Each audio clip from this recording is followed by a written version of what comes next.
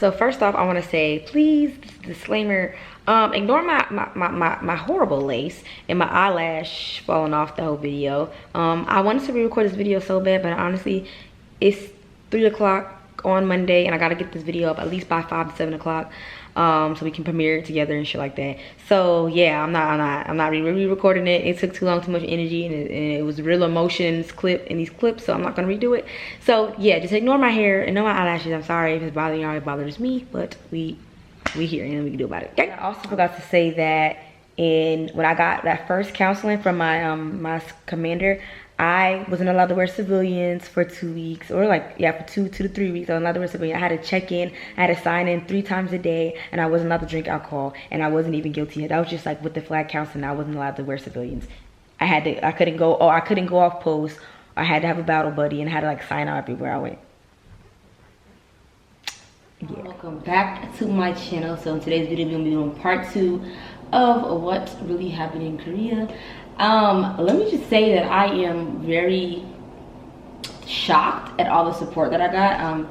I didn't expect that many people to tune in to the video, to be commenting under there. Like, yeah, I was shocked, I ain't gonna lie. And I was really nervous to even post the video in the first place, but you know, I feel like the truth needed to, yeah, part 2 of this story time is a bit triggering. This is where like the emotions start to run wild.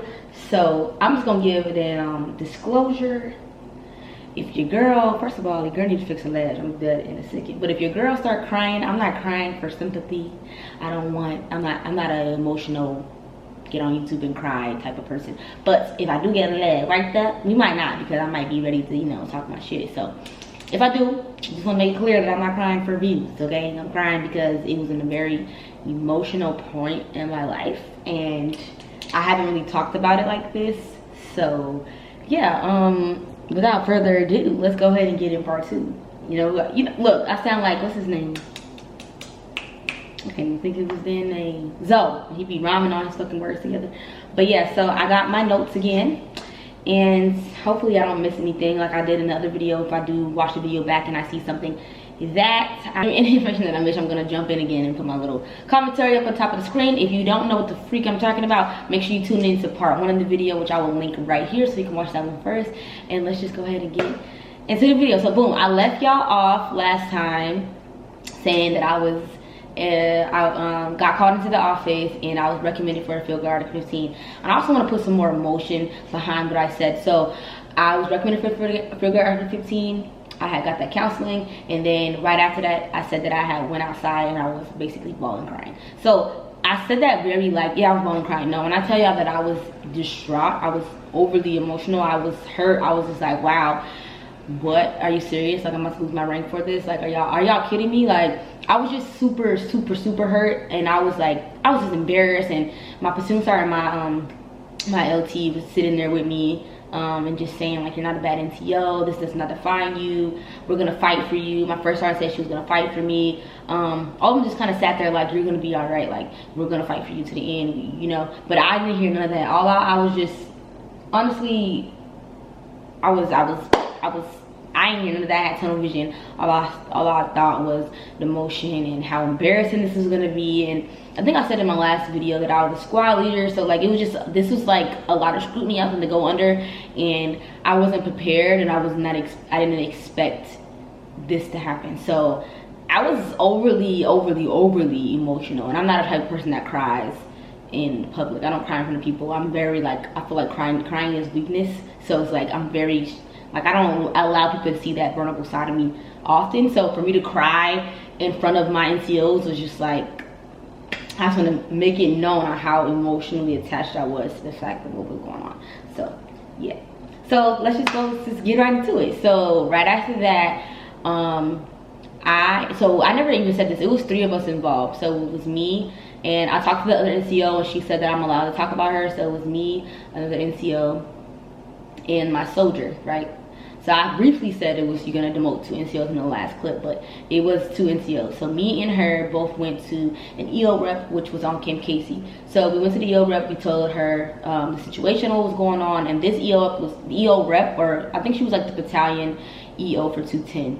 she was super helpful. She was very understanding. She was like, I don't want to know nothing else about the case or anything. I just want to know what you felt like was fraternization, or what you felt like was EO. Like, she didn't really get into none of the stuff about the EO case, the fraternization case. She kind of was strictly about what she was there for, which is EO, right? Then she told me that she couldn't help us because she wasn't in our battalion, so we had to go through our battalion EO. So she called the number, left him a message, and told him that, hold on, let me fix my eyelash, brief intermission. So basically she told us that she couldn't help us and that we had to go to our battalion, which is what, 2ID, or our brigade's battalion, whatever, EO system. So she called him on the phone, left him a message saying that she has some NCOs down here that want to talk to her about an EO complaint.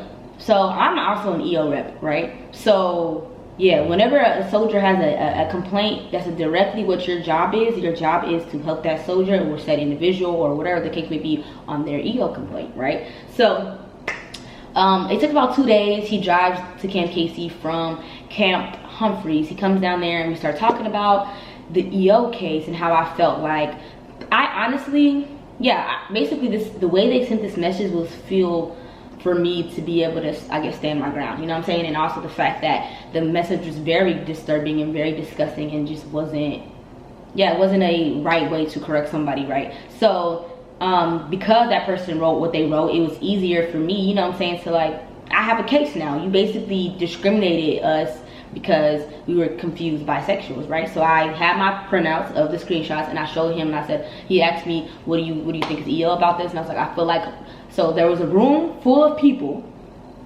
right?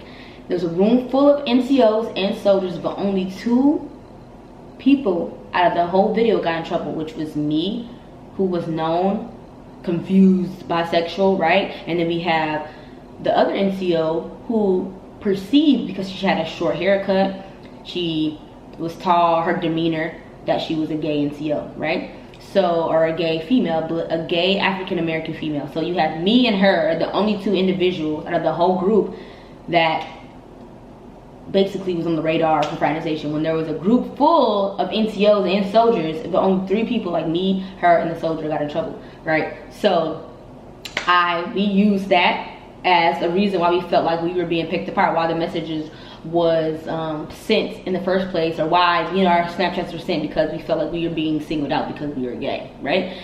So we talking to him about it, okay, whatnot, and he goes to say, like, was there other NCOs there? Was there who was there? Do you have a video? Can you show who was there? And it kind of, me and the other NCOs to each other like, are you here for us? Are you here for battalion? So after we get to talking, we're having a conversation, and basically I did say there was like other people there, and we trying to figure out why we was the only one in trouble, and basically pleading our case that we felt like it was EO, or we felt like we was being discriminated against because our sexual orientation, blah blah blah, going into detail about it. He proceeds to say, oh yeah, so just to let you know, none of this is being nothing that you tell me is confidential. So we're like, hold on, wait a minute. So you waited for us to talk, tell a couple of, you know, information, some vital pieces into our EO complaint, and after we started talking, then you're gonna say it's not confidential. And then he gonna have the nerve to say that, oh yeah, so I can make sure the fraternization case is done correctly, so you guys can't get back at battalion. I can make sure that everybody in the room, make sure they get a filler Article 15, or they get written up as well, so that way the fraternization case is EO. I said, we're not talking about the fraternization case. We're talking about my EO case. Why do you keep drifting the conversation? Like, he just kept drifting the conversation from our EO case to fraternization case, and I kept telling him, we're not talking about the fraternization case. What we're talking about is our EO complaint, how we feel like you're discriminated against because of our sexual orientation, which fits in the 6 bases of discrimination. 6 bases of, yeah, you know what I'm saying, we fit in here, so that's what we're talking about. He kept drifting the information and trying to use what we were saying to the fraternization case. Kept saying, well, I go back to the battalion, blah blah blah blah. So my battle buddy she gets livid and she just walks away, and she texts me and she's like, stop talking to him because he's gonna use what we're saying against us. Ding ding ding. I kept talking because at first I didn't really understand, because I honestly felt like he had my best interest at heart. Wrong. Soon as he left, we got wind of information that he went straight to legal and told legal that I said that I didn't trust my first sergeant and my commander, and that there's a lot of fraternization and basically a lot of fraternization going on that they just bypass. right? So everybody got wind of that information. I was like, what the? I never said that. All I said was that I wanted, or I felt like I wanted to make an EO complaint because I feel like I was discriminated against because of my sexual orientation. That's what I said. I said nothing about my first sergeant or my commander. What I said was, if I'm gonna get in trouble for something like this, only reason we started talking about this is because he started drifting the conversation to the fraternization case, right? I kept saying, well, if I'm getting in trouble for this, at Humphreys they doing that, at Walker I kind of was saying like, this is not a good enough reason for me to get demoted for, when they're basically the whole Korea is doing the same thing. I never said that my first sergeant or commander condone fraternization and that I have no trust in my organization. Like, that never came out of my mouth. So I'm like, for you to be an EO rep, for this to be your whole job, your EOA, this is all you do.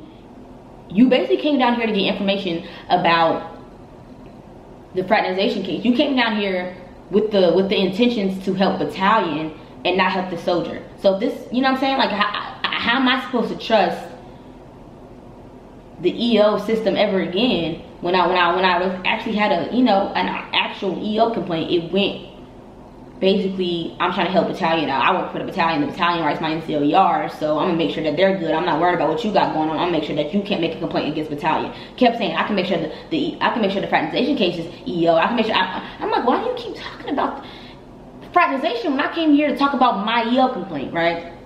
So yeah, that was that first part. So after that, I went straight into the office to my platoon sergeant and my PL, and I said I feel uncomfortable about that conversation. My PL told me to write an MFR. I wrote an MFR. I have a memo. I wrote a memo and I put that in my packet too. I wrote a memo basically stating how I felt like he came down there to battalion. I came down there to only talk about the fraternization case, basically telling him that he would have to report back to battalion. Never came down there with the intentions of helping us with our EO complaint, but came down there with the intentions to figure out more information. So I read a whole MFR about it. Me and my battle buddy wrote an MFR saying we feel uncomfortable about the conversation. We feel like they didn't have our best interest at heart, and that basically they came there to get information about what was going on besides what we actually called them down for. So after that, it took some weeks. We kind of still was in limbo. We went to legal to talk about what is our options, blah blah blah. And legal was like, well, you don't even know if they're even doing an investigation yet, so we really can't help you, pretty much. And we're like, well, kind of frustrated because they tell us, we trying to basically get ahead of it, trying to figure out if we can go to legal, figure out if they can help us, and they kind of didn't really help us out. But we all went into the garage trying to figure out what we can do, and they basically said, well, you don't even know if they have a case against you yet. They could have just been recommended you. You don't know if it's going to go through, blah blah blah. So we're like, okay, we don't know if we're gonna actually get the field grade 15. We don't know anything. So it was like weeks and weeks went by, and then finally I got a message saying your first reading is going to be today. So at the first reading, we walk into the office. I report Sergeant Baker reporting as directed, ma'am, and she basically reads the counseling saying basically the same thing. You're being recommended for a field grade Article 15, not saying that you're guilty yet, blah blah blah, reads the whole counseling, and she says dismiss. I don't get to say nothing. Give me my first reading, I walk out. So after the first reading, that's when I went back to legal. No, I didn't go to legal out. After the first reading, yeah, we figured out that they still were recommending us for a field grade Article 15. So then that's when I started getting I got a lawyer, yeah. So I called legal, ended up getting a lawyer or whatever, basically letting them know what was going on. He said this is the time where you go get your battle buddies or all your friends to write character statements for y'all. Then we had to write this, you had to read or go on YouTube and watch this field grade Article 15 briefing, and that basically you call them and they ask you to do okay, let me rewind. So after the first reading, that's when she told us you have 3 days, or you're supposed to only have 3 days, something like that, before your second reading, right? But I don't know what happened, but that didn't happen. So they basically say you need to contact legal. So we contacted legal. Legal calls you on the phone, or you call them. They're like, do you want a lawyer? I told them yes, I want a lawyer. And then it's like, okay. And then they said, oh, a lawyer will call you in a certain amount of days, blah blah blah blah blah. And then you have to watch this video on YouTube that explains field grade Article 15s, Article 15s, and all that stuff. So I talked to legal, and then legal finally calls me back that Friday, the day that something was due that Friday. I don't know what was due, but something was due that Friday. I forget. You had 3 days to talk to legal for them to submit a rebuttal or something like that. So that happens. We have our second reading.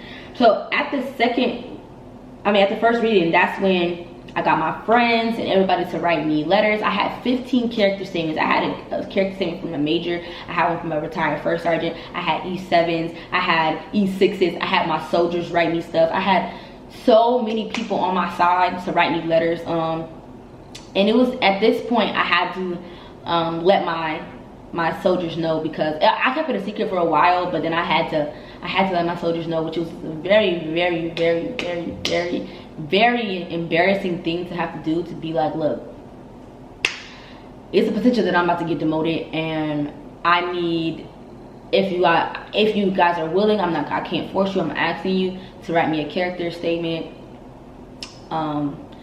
memo,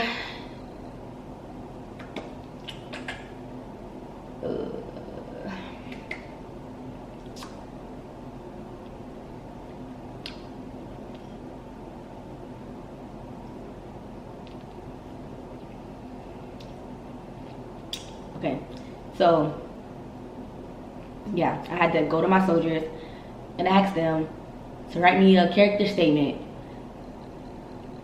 to describe my character and how I was as an NCO. So I had 3 of my soldiers do that. I had a specialist and 2 PFCs. They wrote me a letter. I had a couple E5 friends write me letters. Yeah, pretty much I had 15. I had 15 character statements that all said the same thing. They all wrote me saying Sergeant Baker is a very caring NCO. She let us know what it's like to be like, she makes a family for the squad. She cares so much about her soldiers. Like the character statements are beautiful. They are beautiful. Like when I read them, I was just like crying reading them. Like, wow. All I asked was for y'all to do was to write a character statement. I didn't tell them what to say. I didn't tell them how they should do it. I didn't do anything. But literally all of them said the same thing, that I was a caring NCO. I care about my soldiers. I'm a passionate leader. Like she's the NCO you want in your organization. Every last one of them said that. So not only that, but remember I told y'all in the beginning of the video, or like last one, that I was recommended for field guard and I was getting flagged. So when I got flagged, I lost that piece that I worked so hard for, and I lost my orders. Right, so this is the whole time I'm still not knowing if I'm gonna get a field guard for 15. I just got my soldiers to write me a letter. I got my friends to write me stuff, just in case I was getting my packet ready, just in case, right? So legal still was saying you're probably gonna get an IO, we're not sure, blah blah blah. So we're just waiting. Me and the 3 of us were just waiting for the IO. So finally I get a text saying the IO's here, they're gonna speak with you at 1300 or whatever the case may be. So the IO comes, and basically that's when stuff starts getting real. Like, you're really under investigation, you're flagged, you got your P status, you got your soldiers writing stuff for you. Like, it's happening. So went there and sat there with the IO. The IO starts talking to me, and the IO is an investigating officer. I sat there with the IO, and the IO was like, so what happened?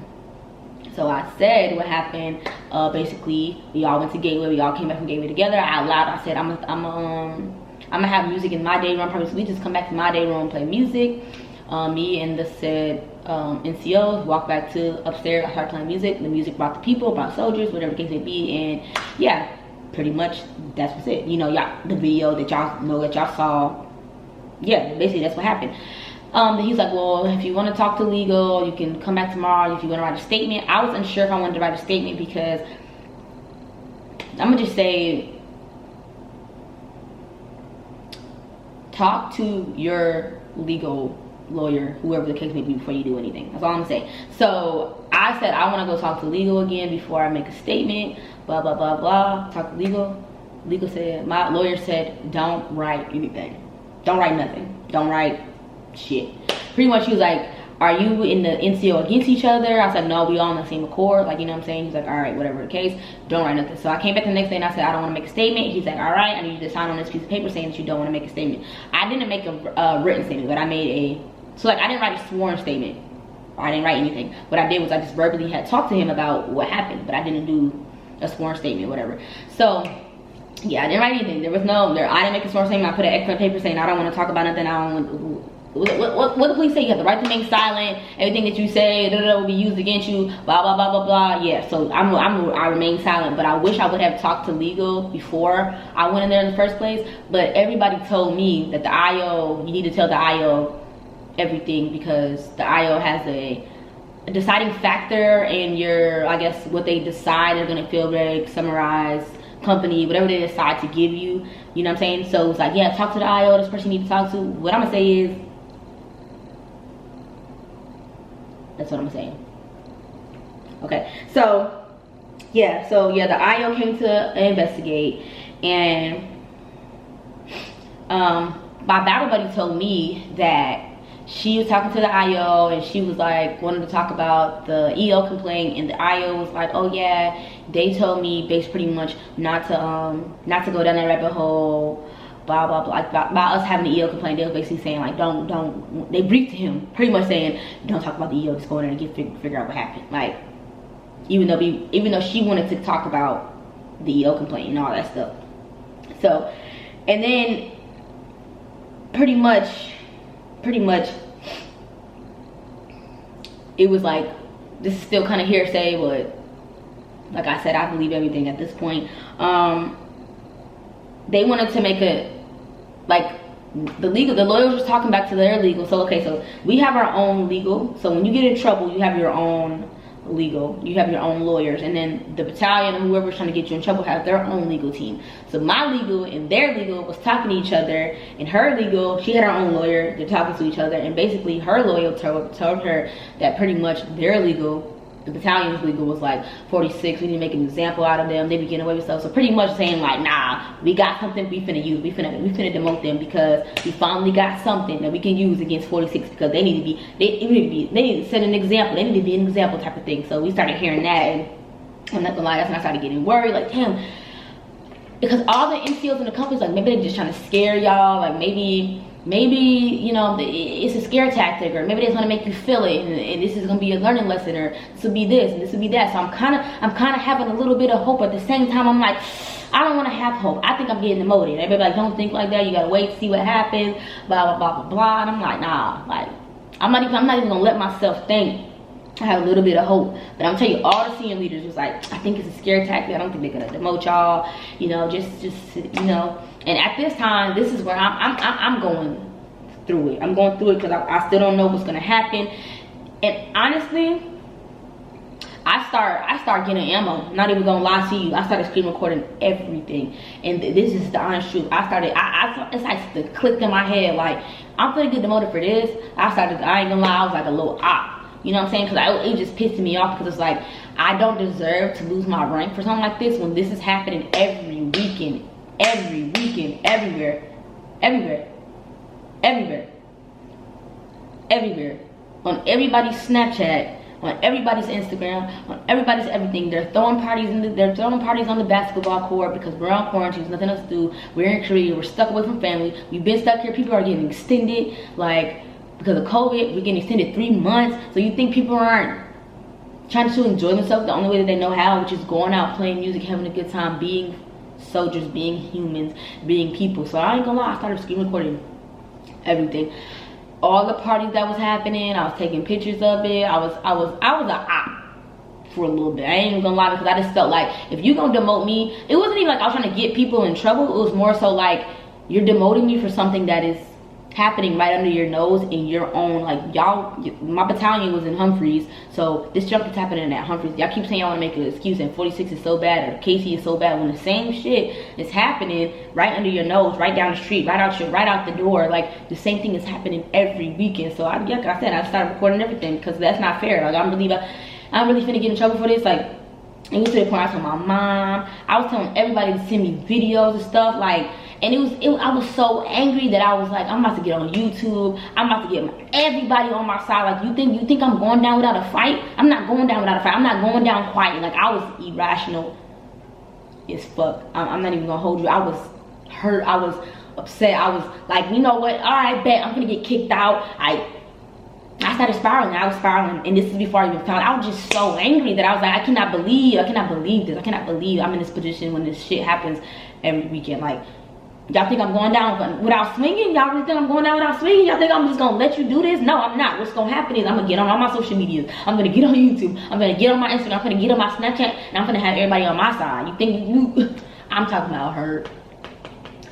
I'm gonna get people to write the Facebook page. I'm gonna get all my supporters to be like, this is messed up. I'm finna get to civilians. They can't mess with civilians. I'm finna get to civilians and go right on them. Like, when I tell you I had a whole plan, like, I told this one NCO, and he was like, he said, I'm gonna need you to misfire. I'm gonna need you to hold all that ammo in the back, just in case. You never know. What if they're not gonna give you a field grade Article 15?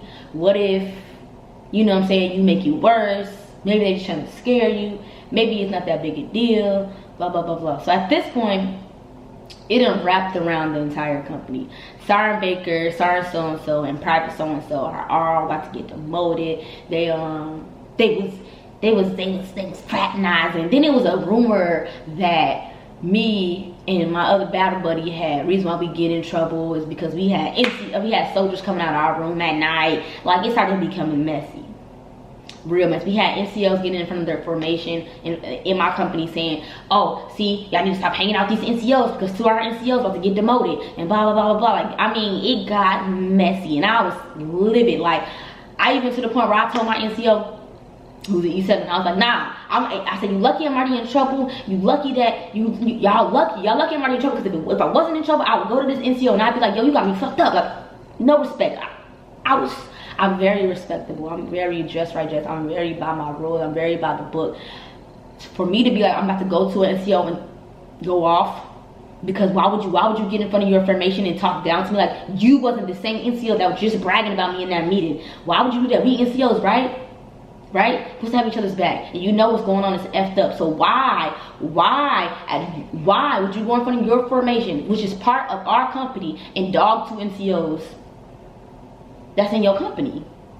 If you felt strongly about something, you felt have a way about something, or the fact that it wasn't even like didn't happen, and the fact that there was people, I was hot. Like, why would you get in front of your formation and cause mess and cause drama? And that's what made it really spread around the company. So my platoon sergeant did go to that NCO, and the NCO did come to me and he apologized. He said that it wasn't the most professional thing that he's done, and that he does think highly of me, and that he, basically like saying he was sorry that in the manner in which he decided to bring it to his formation, and basically he righted his wrong by saying he was wrong, and he apologized to me, and yeah, so. It did get back to him. I was really hot, but he did apologize. I didn't want to come on here and make it seem like I was just rah and then no, he did come back and apologize to me. So thank you for that, Sergeant, if you are watching this, or anybody sent it to you. Because now like, oh, what are this, like, to the point where my team leader was coming to me saying like, I'm on the game, like, you know, people play the game, and it was on the like little headset. It was like, hey, Sergeant, do you know what two NCOs about to get in trouble? Sergeant so-and-so was talking about in front of the formation and blah blah blah. So everybody trying to figure out who it is, and then bam, there it is. Sergeant Baker, Sergeant so-and-so, and PFC so-and-so about to get field grade Article 15. They about to get demoted. So at that point, I was feeling shame. Like, I was really well known. I was very known around the company, regardless of like YouTube and shit. Like, I was well known on the company. I was well known because of YouTube. I was a public figure. Like, everybody's in my business. I'm a very private person. I don't like people in my business, and I feel like that was taken away from me because everybody was talking about it. It was like, I really couldn't. That's how shit goes. It's like high school. Like, once some bad stuff happened, boom, demotion is a big deal. Like, especially as an NCO. As a soldier, it's still a big deal, but as an NCO, that shit hit different. Like, that shit hit different. So it was still like that. Everybody's talking about it. It just kind of like blew up, right? So now we're waiting for our second reading. It's taking like months. I ain't gonna lie. So I got in trouble with May. June went, July went, and at the end of July, and right here I have my timeline wrong. So I got in trouble May 2nd. So all of May went, all of June went, and at the end of June, that's when I ran. You're gonna see the part where I ran back into the EO. The EO. This is what happened. So I so happened to see the EO guy again, and he was at Casey. When I tell you, I was my screws is loose in my head. I was in a little Korean barbecue, or a Korean little spot, or a little Katsusa snack bar, and I sat there, and I was like, I'm gonna go talk to him. I'm gonna go talk to my friend. Like, how you gonna do it? I said, I'm gonna try to be nice, but I'm feeling real angry because after our last conversation, I was a little hot-headed in the head. Like, you know, everybody's talking about me in the company. I got NCOs talking about me. Everybody knows what's going on. I'm hot. I'm living. My soldiers know what's going on. I'm still the squad leader, but like, you know, they know what's going on. it was a very emotional moment. So I just went up to him. I was like, can I talk to you after this? Can I talk to you when you get a moment? Are you going to be at Casey for a while? Because I need to talk to you. Exactly how I said it. He said, yeah, sorry, I can talk to you. This is the replacement. I said, Roger. But yeah, I need to talk to you when you get a moment. Very stern, very straight.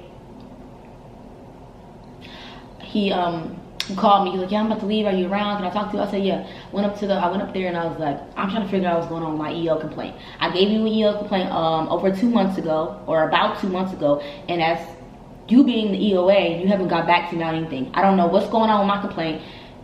And he was like, pretty much like, do you feel like you know who it is? Da, da, da, da, da. And I didn't even say this earlier, but when we was asking like who it was and blah blah blah and how they got the information, they was saying like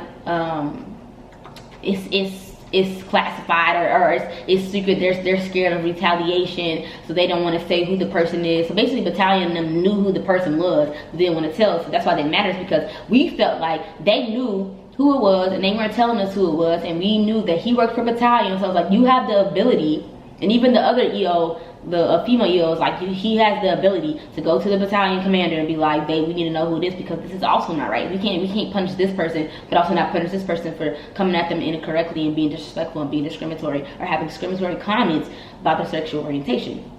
So that's what I was saying. I was basically going like, for you to be the EOA, and I gave you a claim 2 months ago, why haven't I heard anything? You could at least came back and said, you don't know what's going on, you couldn't find anything. Like, I heard nothing. So that's why I said it also made me mad, and also irritated me, because that MFR I did, when I said I felt uncomfortable about it, why would you not? If that's your job, if you had the intentions of me or my best interest at heart, you would at least came back to me about something.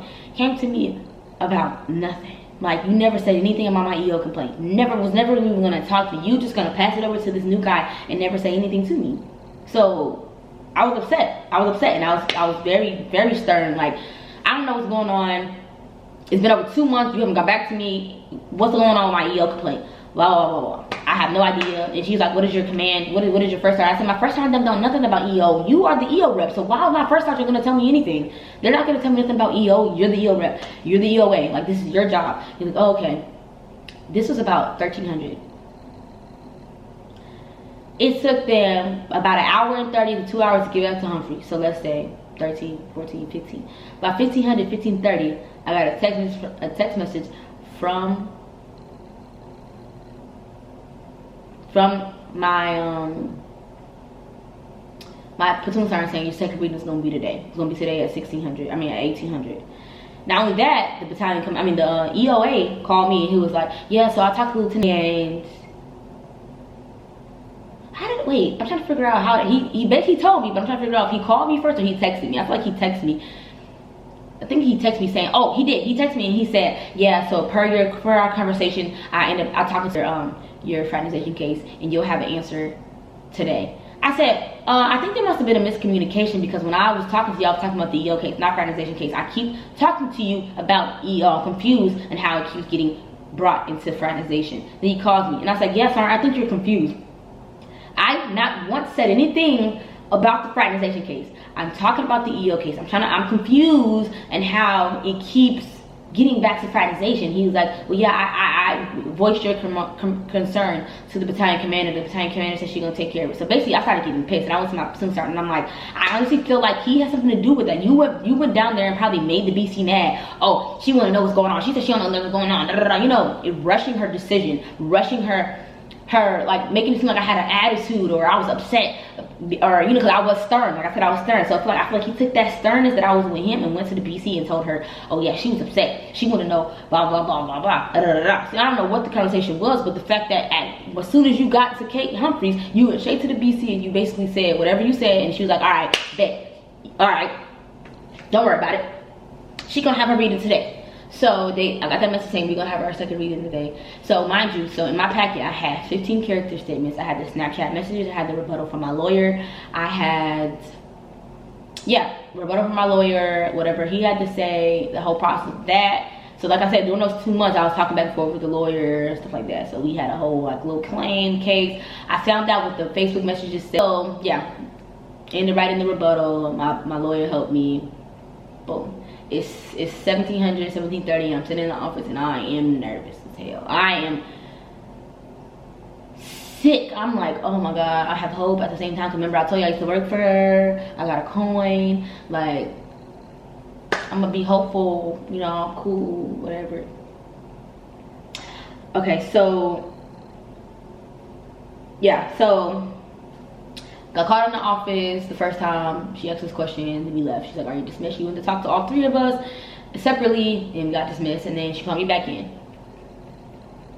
She called me back in and pretty much she asked me, I don't know what the conversation was held before when I was in there. My NCO was talking, the first sergeant was talking, everybody was in there talking, and I got called in, and then she asked me, was I still the soldier's NCO? And I said yes. After she started asking me stuff, she gave me a chance to plead my case, and I told her, basically I gave her this speech, you know what I'm saying, how like I could see where I messed up, and I can see how perception could seem like reality and how it can be perceived that I'm a bad NCO, stuff like that. But I was basically saying like, I'm a good NCO. Like, I care about my soldiers. Like, everybody knows I care about my soldiers. I hope you read the character statements. I had 15 people saying the same thing, and she even said, like, I read the character statements. Everybody had the same thing to say. And then yeah, like, you know, like as if she read them, she had the whole packet, blah blah blah blah. And yeah, like pretty much I gave her I said my 2 cents. I had a whole, I practiced I wrote it down, I practiced it, like, you know what I'm saying. I actually had like a legit speech. I went in there prepared to talk, you know what I'm saying. So I talked about what I talked about or whatever, and then that's when she let me go. Then I came back in there and she asked me that question, was that soldier was that still my soldier? And I answered yes, because she was still my soldier. I mean, I still was the squad leader. So she said, all right, hold on, wait 1 second. Y'all, had to go get my receipts. Okay, so yeah, pretty much she said, after I answered that question, it's like her whole tone of voice changed. Her tone of voice changed after I said yes, I was still her NCO, right? And she was like, all right. She was like, oh, you are? Okay. And then it started making like she is, and then it was like, yeah, because it was a virtual call because of COVID and stuff like that. It's like, oh, she is? All right, but she was like, all right, I'm recommending you demotion to E4, forfeit of pay, or she said punishment, your reduction of grade of E4, suspension, $1,373, a forfeiture of pay for 60 days, 45 days extra duty, 45 days restriction. But I was on suspension. So basically, like, if I got in trouble again, I was gonna get the 60 days restriction, 60 days. Suspended for 60 days, extra duty, whatever fuck. So yeah, she said, all right, reduction to E4. She said reduction to E4 in that meeting. I went like, I just closed my eyes like, when I tell y'all, I have so much military bearing. Your girl, in my head, I wanted to be like, but I just sat there. I closed my eyes and I cried. Like, I had tears coming out my face, but it was, you know, like that silent cry where the tears just coming. I was in parade rest, like, just standing there getting yelled at. She was like, I saw you as an NCO. You were against the NCO. I saw you. All your character letters say the same. But this wasn't a mistake. This wasn't a lack in judgment. This was failure. You're failed. You couldn't be an NCO. This is your soldier. This is your soldier. You're dancing with your soldier. You're partying and socializing with this soldier and da da da da. She also has stated in this part that this could have been a sharp complaint, and I was like, or a sharp case. And I was like, for mine, I was thinking, who would have been sharped? It would have been me who would have got sharped, because if I wanted to make a sharp complaint, you know what I'm saying, she walked up behind me, so she made it seem like I could have, if said soldier was uncomfortable, she could have sharped me and said it was a sharp complaint. And I was like, that doesn't even make any sense, because I was the one dancing by myself when somebody walked up behind me. So it would be me who would have filed a sharp complaint, not the soldier. You know what I'm saying? So when she said that, I kind of like scrunched my face like, how does this equal sharp? It doesn't equal sharp at all. For me to be getting yelled at saying this could have been a sharp complaint. And I'm like, but I was the one dancing. Somebody walked up behind me, so how could it have turned into a sharp complaint? Because I wasn't going to make a sharp complaint because I didn't feel sharped. So it was like, what?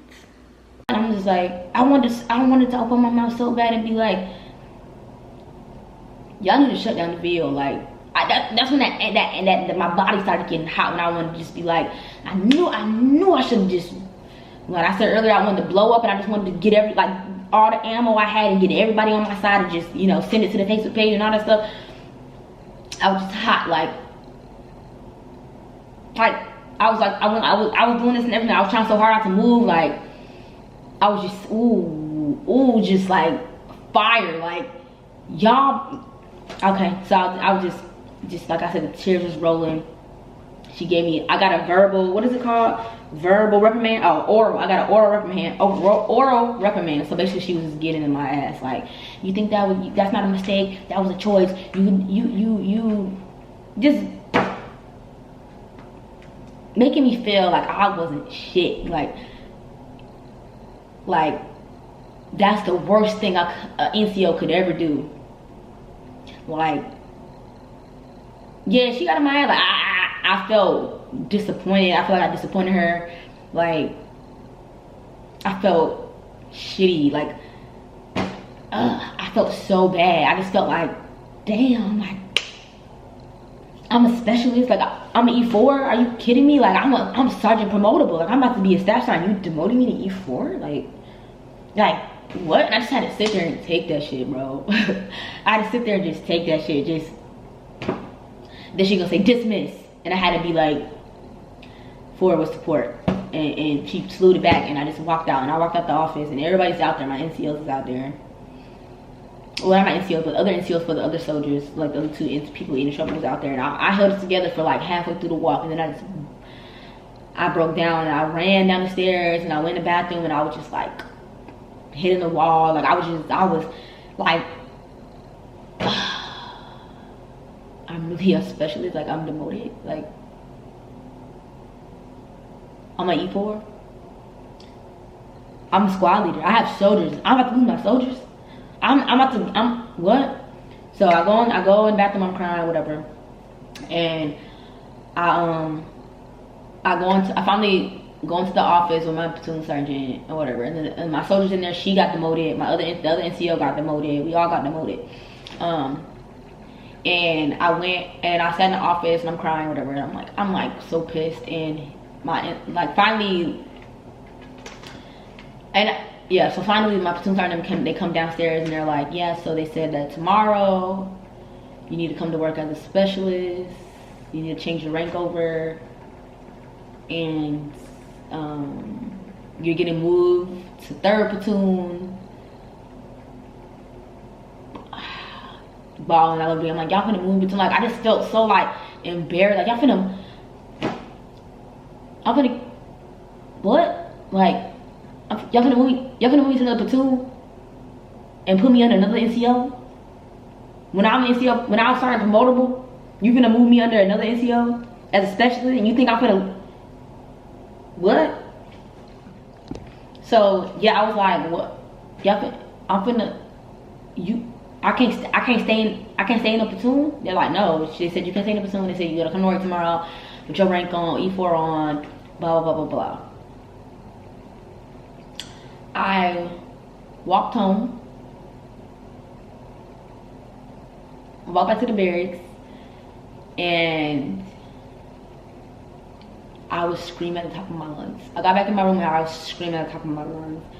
Screaming at the top of my lungs, like, when I say screaming at the top of my lungs, I was so angry. Like, it was the worst day of my life. I'm not gonna lie. And it's like, you know, people that really care about their career. Like, it's some people that really love their career or care about their job and they work at this stuff. Like, I was that person. So it was just like, it just felt like heartbreak. Like, I was screaming at the top of my fucking lungs, like, to the point where someone knocked on the door and AP opened the door and they were like, is she okay? And what's going on? And then she just like, oh, it's work stuff. I was hitting shit, I was throwing shit, I was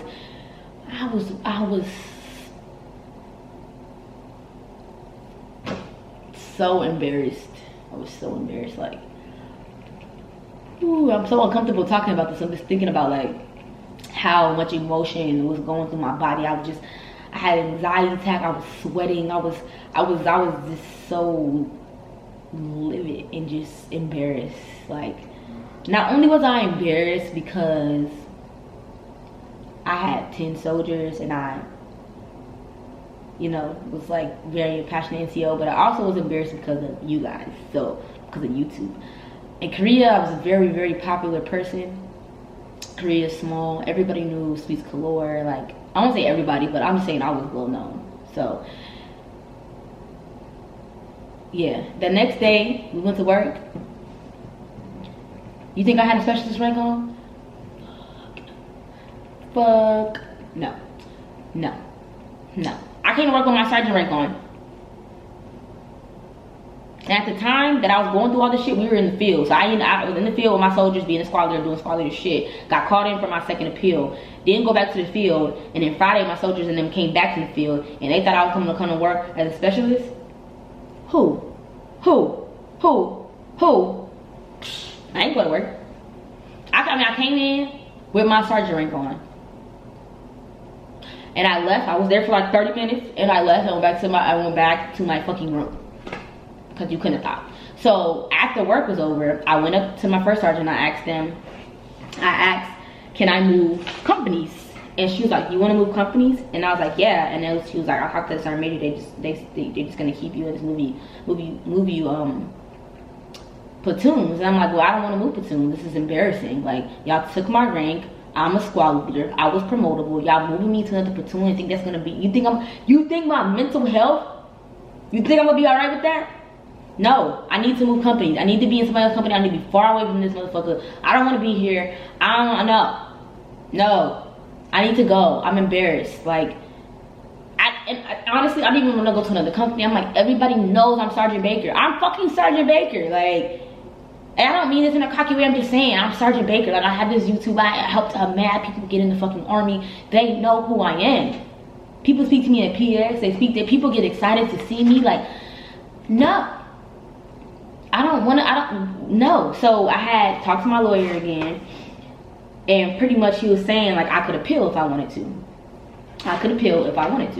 But before I decided to appeal, right, once my battle buddy came to work as a specialist, because she came to work as a specialist, she was like calm, like she was calm about it. I wasn't. I was mentally fucked up. I'm not even gonna lie. So when she came to the company as specialist, of course that whole thing wrapped around the company. Me and sir so-and-so got demoted. PFC so-and-so is now private. Lead specialist.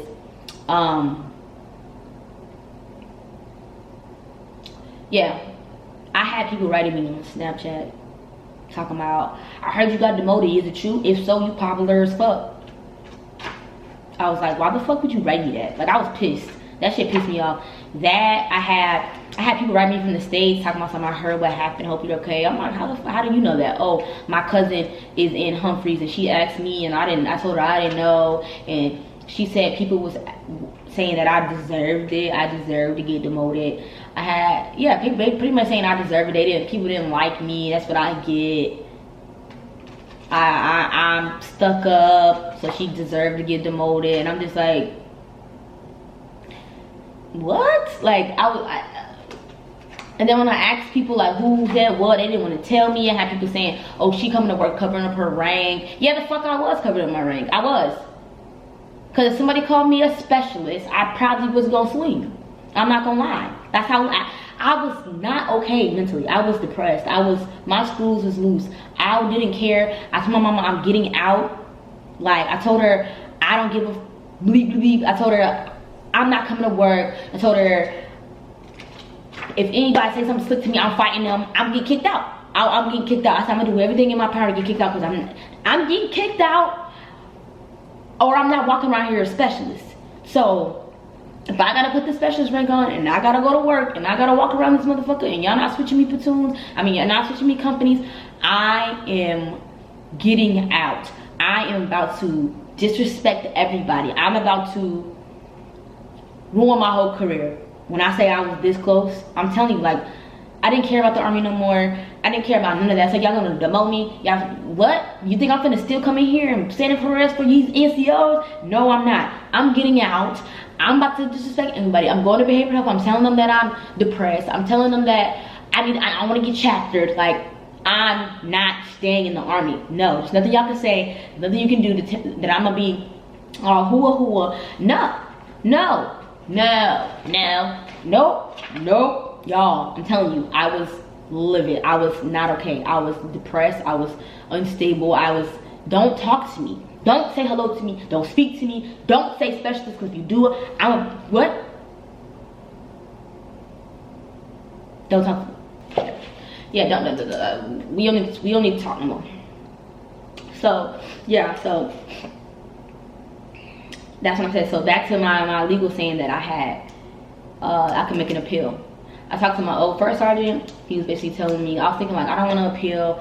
I just want to get out of here. I just want to leave. Maybe if I don't appeal, I can get my sergeant back in 3 months or 4 months. I'll get after, you know, my little, oh yeah, and I was on probation too. So I was like, after my probation period, I can get my sergeant back. I can get my P status back, and I can be staff sergeant probably by a year, blah, blah, blah. So I'm planning not to appeal, y'all. I'm like, I'm not appealing. I'm trying to get the fuck out of Korea. I don't want to be here no more. And by the time I got demoted July, right before the 4th of July. Oh, so my timeline was wrong. So yeah, I got demoted right before the 4th of July. All right, y'all. So my camera died yesterday, and I went to re-record. use my other camera, and that camera wasn't working. Or I recorded it, but it won't transfer on. So I just got out of class, and I decided to put my makeup on real quick and finish in the video. So I want y'all to know that I fuck with y'all, because I was like, I gotta put this video today. I told everybody Monday, so we gonna get it done. But I ended the video yesterday by saying, what did I say? I said, oh, I got demoted right before the 4th of July weekend, right? So yeah, so then I hate that I messed up, because I don't know what my train of thought was. But okay, so we messed up. I got demoted right before the 4th of July weekend, and I wasn't going to appeal. I didn't want to appeal. I just wanted to go home. But then I finally made the decision to appeal. I have 5 days to make my decision. So after what? After 4th of July 4-day, I decided, yeah, that I was gonna do my appeal. And I talked to my lawyer. My lawyer said I should do it. So I'm gonna read to you guys what I wrote to enter my packet to the brigade commander. So pretty much, if you get in trouble, I think about doing my next military Monday is gonna be on Article 15, so y'all can understand. I should have did that video first so y'all can understand. But pretty much, when you get in trouble, the battalion, if you get in trouble with battalion will recommend your punishment, blah blah, tell you what they think that you deserve. And then if you don't feel like you deserve that, or you're not happy with that, you can appeal it. And that is if you choose not to court-martial and all that, like the whole legal process. So I decided not to court-martial. I went ahead and went with what the BC was going to decide to do. She decided to demote me. I was not happy with that punishment, so I appealed it. And then when you appeal it to the next higher authority. So I appealed it to the brigade commander. And I think, I don't think I said this in the last clip, but I was flustered and frustrated because the old brigade commander that was already tracking the situation was leaving, and a new brigade commander was coming. So I was thinking like, damn, he's probably not gonna wanna piss off his new, you know, because he's new in command. He's probably not gonna wanna piss off his BC, want him to have a good, you know, and cohesion relationship. So I was like, dang, I really don't wanna appeal. I went through the process of talking to my first sergeant, my old first sergeant Gibson, and telling him I think I'm just not gonna appeal because I just want to get out of Korea. Like, I don't want to be here. I don't want another 2-month process before I figure out what's happening when I'm about to leave in a couple of weeks. Like, I just want to leave, right? So yeah, that was my decision. Then I finally decided, you know what? What's the worst that can happen? One thing he can say is no. You should just try. You should just try. And you know, I mean, the worst he can do, he can say no. So this is a letter that I put into my rebuttal, and I want y'all to see how serious that I was. This says right here, specialist Baker. I want y'all to see. I don't want y'all to think I'm lying, just making up this story time or whatever. So I said, sir, I'm writing to appeal my field grade Article 15 on the following grounds. First, the reduction of rank from sergeant to specialist is unfair and disproportionate to the underlying offense. Second, I attempted to file an EO complaint related to the threats made in relation to the underlying incident. The battalion refused to follow through with my EO complaint and instead imposed a field grade Article 15 with max punishment. The demotion that came with the field grade Article 15 punishment was extremely humiliating, and I am well known in the Army community. for being a relatable, driven, and motivated NCO. Being forced to walk around as a specialist is a consumptuous sign of humiliation that is both adversely affecting my mental health and destroying the confidence and motivation that was so integral to my self-worth as a leader and an NCO in the United States Army. I feel as though I'm not only being judged by my company, but I'm also being judged by the whole Army community. I understand that dancing and socializing in a venue that includes enlisted and NCOs, even in a public or common area, can lead to the perception of undue familiarity. I further understand that the presence of alcohol can increase the risk of this perception. Despite understanding, I believe that the fact that this was in a common barracks with dozens of individuals makes the rank reduction drastically disproportionate to any fear of perception of undue familiarity. Basically saying there was more than just me in there, so why are we all not getting demoted? There's no evidence that there was an actual improper relationship, nor was there an impact on the unit. I believe the punishment was not tied to the fact that I was dancing and socializing at a common event with a listed personnel present, but rather to a general desire to punish the formation as a whole. Like I said earlier, they were saying like, oh, we finally got something that we can use against this company because they wilding out there. In addition to the heavy-handed punishment, the battalion refused to act on my EO complaint, which was filed before the Article 15. Prior to the Article 15, an individual with the username Angela Smith sent me a message on Snapchat that degraded my physical appearance, referred to me by derogatory names, and included discriminatory comments about my sexual orientation. The same individual that sent an email to battalion leadership stating that they perceived the video of us dancing to be improper. The battalion refused to investigate the relationship between the malicious Snapchat message and the individual who later sent an email to leadership asking to be anonymous. The battalion leadership shared the email with my attorney, but refused to disclose the name of the sender. The battalion failed to investigate the link, did not follow through my EO complaint, and instead maxed us out at a field grade Article 15. The only individual who alleged that our dancing created perception of undue familiarity is the individual who emailed the battalion leadership after threatening me and attacking my sexuality on Snapchat. I am appalled by the lack of transparency and complete disregard that my leadership ignored my complaint and instead effectively ended my career based on unsupported allegations from an individual who harassed me personally. Sir, I respectfully request that my rank be restored, or at a minimum that my appeal not be acted on until the brigade conducts an EO investigation into the individual who emailed my battalion and threatened me personally. Very respectfully, Specialist Baker. Right? Talking about get them together, girls. Got them together. Like, you think I was going down without a fight? Y'all thought I was just gonna go down without swinging. You know, I almost did. Y'all almost won. But guess what? No. I'm gonna keep swinging to the end. So that was a part of my appeal process. I put a whole package together along with the 15 letters I was talking about, along with the Snapchat messages, along with all that stuff. It took about maybe 3 weeks before the appeal decision came back. So he said he was coming up there to talk to us. Like we finally found out the appeal process, and I was kind of like stressed because I thought like we were going to go report again. Like it's very nerve-wracking. The board is nerve-wracking. Now you're going in front of some people that are basically going to decide if you're going to be an NCO or not. So yeah, they brought me. I mean, I got up in the office again, and he was telling me to relax.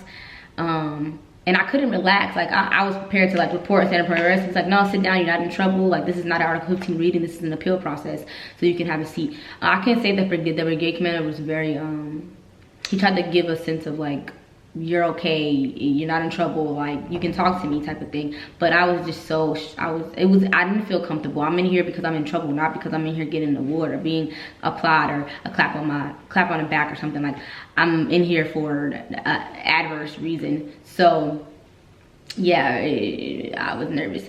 So yeah, pretty much at that time he gave me an opportunity to talk. He's like, why do you feel like you don't deserve this and blah blah blah. He told me that he read my letters. He said I went through the whole packet, and when I tell you I gave him the best speech of his probably military career, I told him that this 30-second video does not define me as a woman. It doesn't define me as an NCO. It doesn't define my leadership capabilities. It doesn't define me as a person. Like, I am a damn good NCO. I care about my soldiers. I go hard for my soldiers. Like, I always place their needs above my own. Like I am that NCO that everybody will come to, that feels comfortable to come to. Like I'm a very passionate, driven, motivated NCO. And anytime there's a task for me to complete, I complete it and exceed the standard. Like I got rated #1 on my NCO yard out of 7 males. 7 males, only black female. Like if I'm gonna do something, I'm gonna do it right. So I pretty much I put my heart and my soul into that speech to the point where I was emotional. And I was mad at myself because I was about to start crying. Like you see my eyes getting watery, and he like put the box of tissue in front of on the table. I didn't touch it. Like I had so much pride. I'm like, I'm not crying in here because I want sympathy. I'm not crying to make it like, oh, she just crying so she can. No, I wasn't crying like that. Like I just had, like, you know how I was in the other part of the video, your eyes kind of get teary eyed of it, but I still was talking strong, and my voice wasn't breaking, but you can tell that I was emotional. And they put the tissue in front of me. I couldn't touch that tissue. I was not touching the tissue. I wasn't finna wipe no eyes. I wasn't finna wipe no tears. I was sitting there like, no, I'm strong. Like I'm not finna be in here crying. I'm not crying because I feel like I feel like I want sympathy. I'm crying because, or I'm hurt because I feel like I'm passionate. I'm very passionate about what I do. I'm passionate about caring for soldiers because I never had an NCO like me. I never had an NCO actually care about me, get to know me, treat me better than the NCO yard bullet. I never had an NCO get to know why I am the way I am. What happened in my life? How do I like to be talked to? Am I a person that you scream at? Am I a person that you got to talk to in a different kind of manner? You know what I'm saying? I never had an NCO really care to get to know me as a person. All they wanted me to do was stand in parades and respect them just because they had sergeant and rank. No. That's not how it works. You get to know your soldiers, you know, you build that connection with your soldiers will always respect you. They will always come to you and do something. You will break that barrier of communication. Like nobody was like that for me. So I know I went out of my way for not only my squad, but any person in the company can come to me and talk to me. Like I've even written my wrongs or wrote my wrongs when a soldier felt like I was rude or they didn't like me. I went to them as an adult. I told her, take my rank off, you know what I'm saying? Let's talk. What did I do to you? Why do you feel like I'm not, why do you feel like I don't like you or something like that? Like I cared about how soldiers perceive me as a person. Like, yeah, like I really cared. So after that, he came out, after he talked to me, he talked to the other NCO, my soldier ended up doing the appeal or whatever. And he was basically saying like, kind of making it seem like he's gonna keep the decision, because he was like, if you gotta stay a specialist, you know what I'm saying, keep your head up. You messed up, but you're gonna keep pushing forward and you're gonna keep your head up and you just bump what they say. You know what you did was wrong, you learn from your mistakes and blah blah blah. And I ain't want to hear that. So I had my head down because now I can't control my emotions, because now it sounded like he's still gonna demote us. So I'm crying, I got my head down, whatever. And he gives me a hug, like a little side hug, like it's gonna be all right, it's gonna be all right. And I was just feeling like so mad at myself for crying, because I'm like, you over here probably making it seem like you being weak, like now you want to cry now that you're in trouble. You know that saying like, oh no, you wasn't crying when you was doing so and so and so and so. And I'm like, I'm not crying for that. I'm not crying because I feel sad. I'm crying because I'm passionate and I feel like I do not deserve it, and I feel like somebody was being malicious and they're winning. That's why I'm crying. I'm crying because I am a damn good NCO. Because I am passionate, I do care about my soldiers. That's why I'm crying, because I feel like it's unfair. And if I get demoted for something like this, I've lost all my hope. I want to get out. Like I've lost everything. That's how I felt. So I ended up leaving. I went back to my room, whatever. And I remember that next Monday, so that was like a Friday. That Monday we got called into the office. Remember I was saying, my clips got messed up, so I don't know if I said this, but like I stopped kind of going to work, and I kind of was like, don't call me in the office, y'all don't need me. Like, I mean, I had to go to work sometimes. It was very uncomfortable. I wanted nobody to see my rank. Like, you know what I'm saying? I was just very uncomfortable. So the first time I kind of had me working in her office a little bit. Like, I would go do stuff for her, but she could tell that I wasn't handling it very well. But yeah, so I found out. I mean, yeah. So yeah, that Monday. Wait.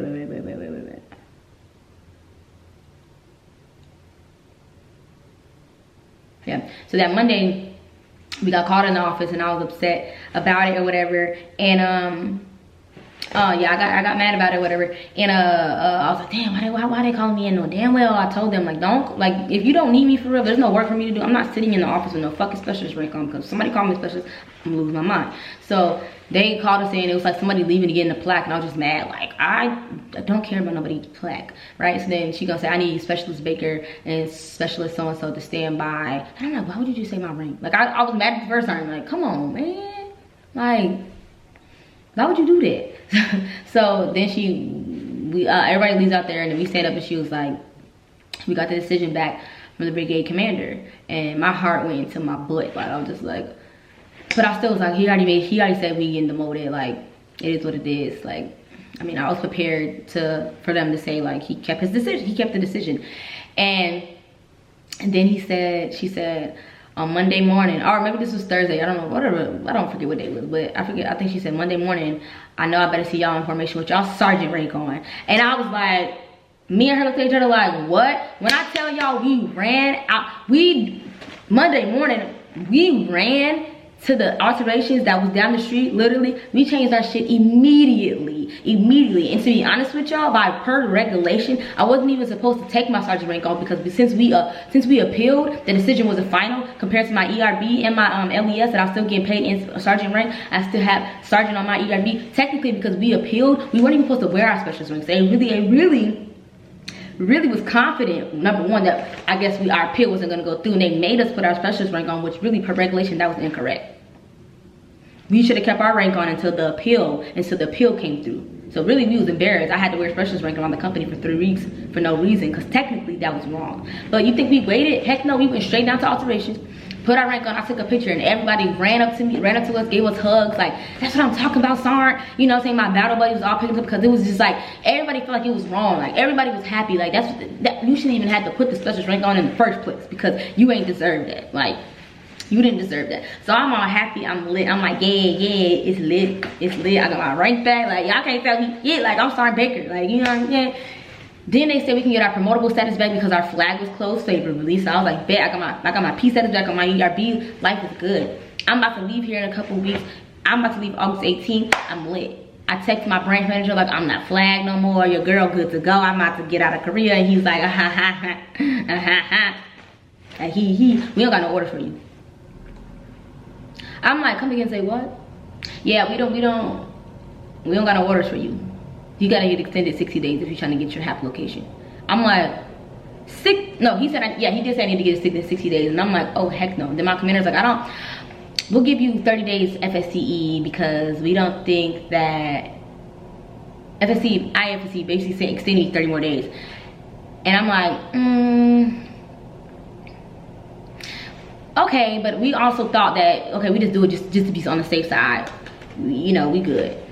I still wasn't getting no orders. I still had no projection on my order. I'm messaging them like, what's going on? He keeps saying like, there ain't no orders for you. And there's some orders for you, I'll let you know. So then I was in formation. One of the platoon sergeants was like, yeah, you need to start coming to work again because you're getting extended 60 days. And I'm like, what? And she was like, yeah, first sergeant told me to put in an FSCE for you for 60 days. I'm like, 60? I would happen to 30. So I called my first sergeant and I'm like, I'm getting extended. And when I told her, she said, yeah, because your branch said so-and-so and so-and-so. When I tell you I started bawling, crying, I'm like, Roger for sir.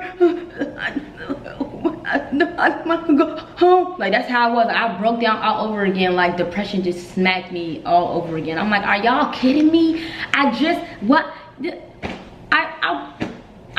leave. Then I was supposed to leave in May. Then I got extended to August because of COVID. And now you're telling me I can't leave till October, end of October? Like, I just want to go home, right? So then the battalion got wind that I was getting extended. So originally, right, they wanted to, once we got our rank back, they wanted to move us to Humphreys. And we were like, why do we, at this point I was like, whatever, I really didn't care. I left in like 18 days. It was like the end of August or end of July or whatever. And I'm like, it is what it is, like whatever. But then I wasn't getting orders, so that means I was gonna have to go to a new company with a new battalion. Then she was saying that I had to talk to these sergeant majors that because I was getting moved. I said everybody's gonna be tracking what I had going on. I'm like, if I'm getting moved, then it shouldn't, nobody needs to know what's going on. I just got moved. Like, why are we still talking about it?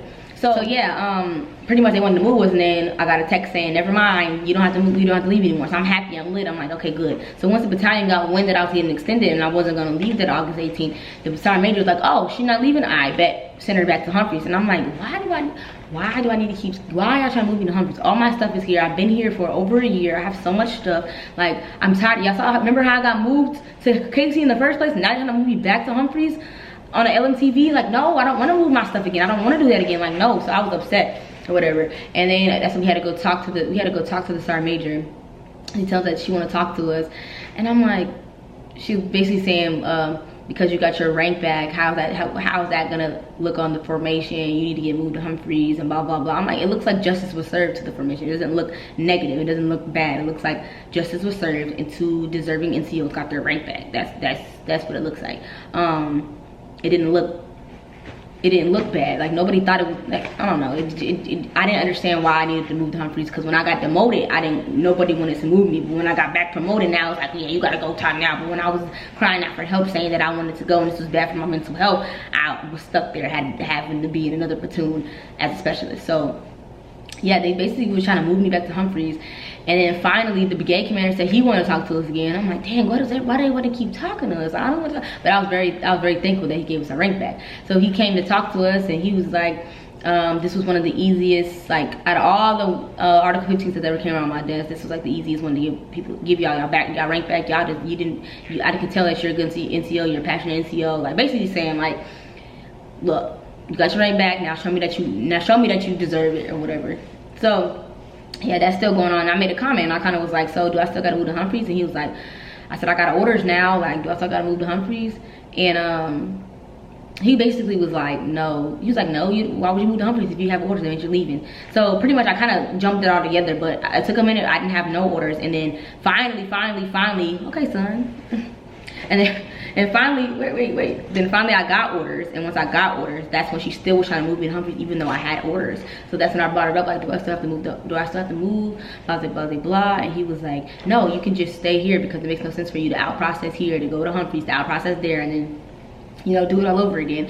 So I got my orders, but literally I got my orders. So I was supposed to leave. I got my zeros pushed to October 10th. I literally left, I forget when I left, but I had like 10 days to clear, like, everything, household goods, housing, clearing posts. Like, I had to do all that stuff and go to my briefs. Like, my crunch time for leaving, but I made sure I got everything done. I had to get the heck up out of there. Like, I didn't want to go. So, you know what I'm saying? Pretty much I finally got to leave Korea after all the mixiness that happened and going on. So, in summary, right? I did get demoted.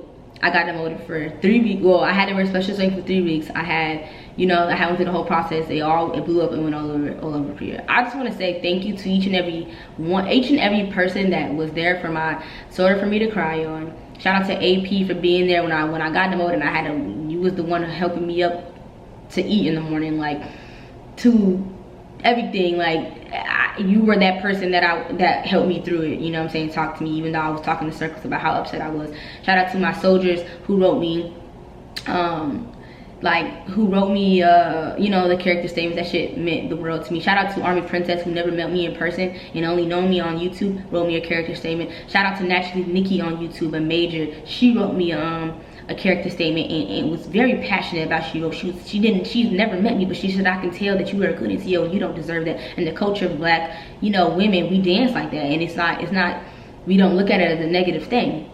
Shout out to her. Shout out to Tamara. Shout out to First Sergeant Gibson. You were somebody that I was able to reach out to and talk to. Shout out to Sergeant Baca for being a shoulder for me to cry on and helping me, you know, talk shit, you know what I'm saying, when he was my team leader. Shout out to Sergeant Maceras being there for me. Shout out to Sergeant Hagan and LT Rando. Shout out to y'all for being a good leader. Shout out to my first sergeant, my commander, even my new commander that came in and didn't treat me like I was a bad soldier. Like, he saw the situation. He knew he got brought in on a situation at a bad time, but he didn't judge me. He didn't treat me no different. He didn't think I was a bad NCO because he came in at a bad time. He could have had his own idea. Shout out to my squad for not treating me no different. Y'all still was like, you my NCO, you still Sergeant Baker to us. Keep your head up, Sergeant. Be there for you. Shout out to y'all. Shout out to each and every person. Sergeant Dyke. Shout out to Dana. Shout out to trying to think. Dana, Sergeant Dyke. Who else wrote me?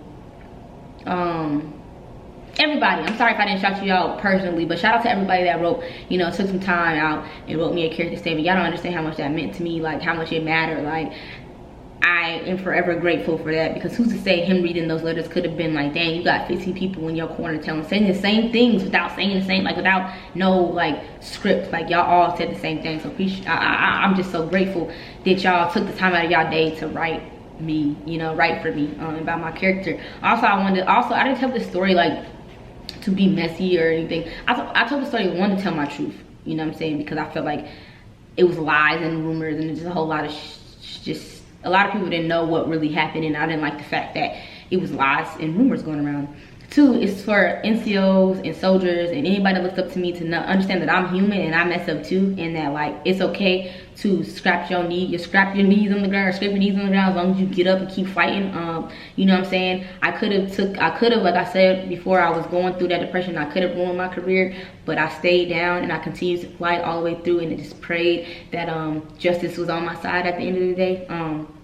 But yeah, pretty much to learn from my mistakes, and it basically gave me a new like push, because I want to be able to affect more soldiers' lives. I want to be in a position of leadership where I can I can change the stigma or change how certain things are. Like, I can be an EOA and make sure that anybody that does the EO complaint from now on has, you know, the right things, you know, are happening, and your needs, and, you know, are taken seriously. But basically just a learning lesson. Just learn from my mistakes. Be careful who you're friends with. Be careful what you post on social media, because that simple little fun night turns into a nightmare. I know y'all seen a lot of things where people get on social media and they talk, or they do certain things and they get in trouble for it. So you never know who's watching. The person that wrote that, you did have some great little things, keeping your head on the swivel, but at the same time, how you decided to approach the situation was inappropriate and wrong. And if you had an issue, you correct somebody, or you feel like you was another NCO, whoever the case may be, you correct them in a manner in which they can't say nothing back, so they can't use no ammo against you. And for all my women out there, you know what I'm saying, keep abide by the standards, so that way nobody, even if you stern, even if you are, you know, about the book and nobody likes you, as long as you are dotting your I's and crossing your T's, can't nobody ever do nothing to try to bring you down. You know what I'm saying? So a lack in my judgment, a lack of me being so comfortable with, you know, my soldiers, not in a negative way, I'm saying a lack of like not feeling like I was doing anything wrong, kind of caused me to, I guess, put my guard down a little bit, because of I was just so comfortable, and I didn't honestly feel like I was in that time doing anything wrong. Caused that little bit of a perception to come into place and actually turn into my reality, potentially messing up my career. But I just want to say to my haters that said I deserved it, thank you, because without you, I wouldn't know I wasn't popular. I wouldn't have known that I was as popular as I was. I wouldn't have known that I had that much influence as I do, that people like me off the strength of the fact that people love me. People hate me off the strength that people love me, and at the end of the day, people are gonna keep loving me. And you should love yourself too, because you shouldn't be worrying about, I mean, that driven to ruin somebody's career. That shouldn't be your focus at all. It shouldn't be your focus. And if it is, you got issues, and that's something you need to fix for yourself, okay? But yeah, as I said, basically it was a learning lesson, and just put the icing on the motherfucking cake. Your girl graduate ALC on Friday, or really on Thursday. So Staff Sergeant Baker is coming to you real soon. So you tried it, but guess what? You failed. And with that being said, thank you guys for tuning into this video, and I'll see you guys in my next one. Bye. Staff Sergeant Baker signing out. Period.